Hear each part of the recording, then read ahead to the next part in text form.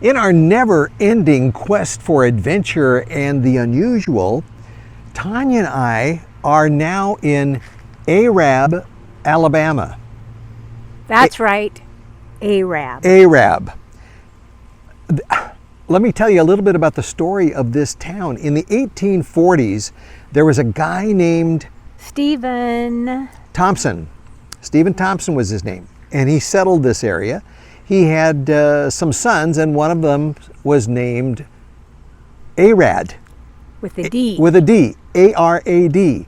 And so Arad applied to the U.S. Postal Service so that they could get a post office in this town. And the post office said, well, you have to have 3 different possible selections, and then we'll pick which one we're going to use. For the name of the town. For the name of the town. And so Arad used his own name as one of them, A-R-A-D. Another possibility was Ink, I-N-K.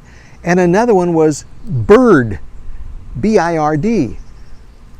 I don't know what these guys were thinking. Great imagination. But anyway, so the Postal Service said, okay, great, let's call it Arad. But they made a mistake at the Postal Service, and they called it Arab, and sent it back and said, okay, good, now your post office is going to be Arab. And of course, the Thompson said, oh, well, what the hell, you know, Arab is as good as any. And so that's what they call it.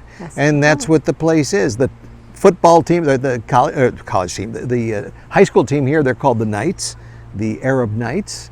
There's like the Arabian Motel. There's all this stuff, but it is not Arab, Alabama. It is Arad.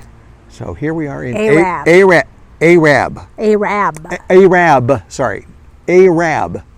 Okay.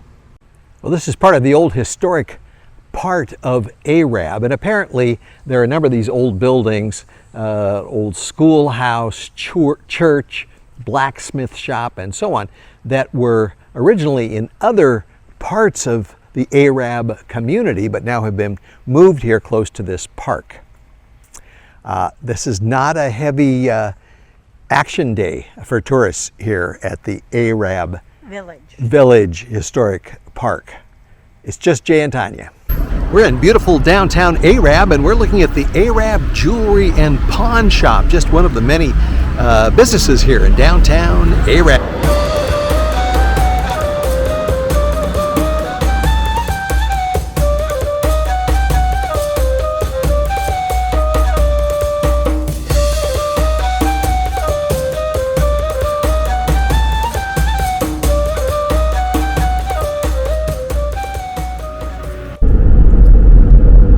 In the middle of Alabama.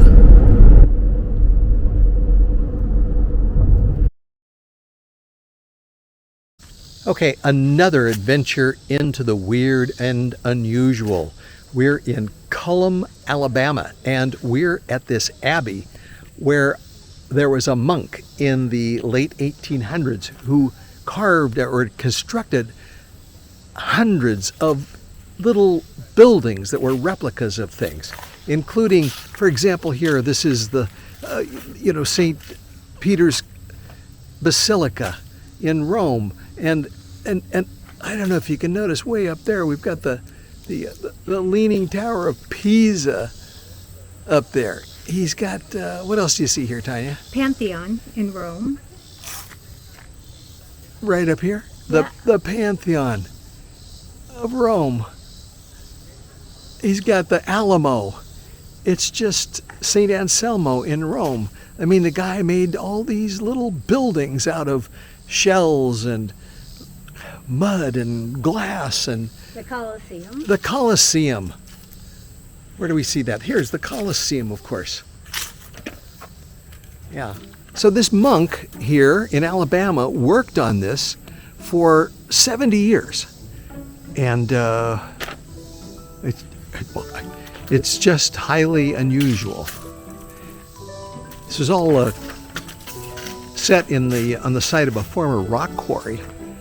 And he's got more religious things up there. So this is a statue of Brother Joseph Zottel, who was the Benedictine monk who did all this stuff.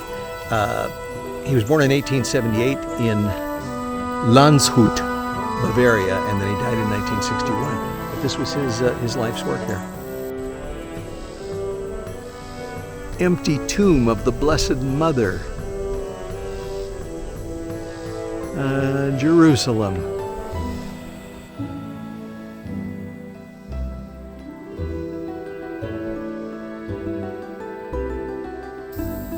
And the Old Testament is not to be forgotten, and so here is Noah's Ark, the Tower of Babel,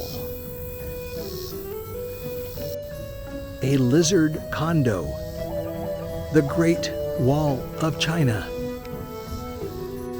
the Hanging Gardens of Babylon,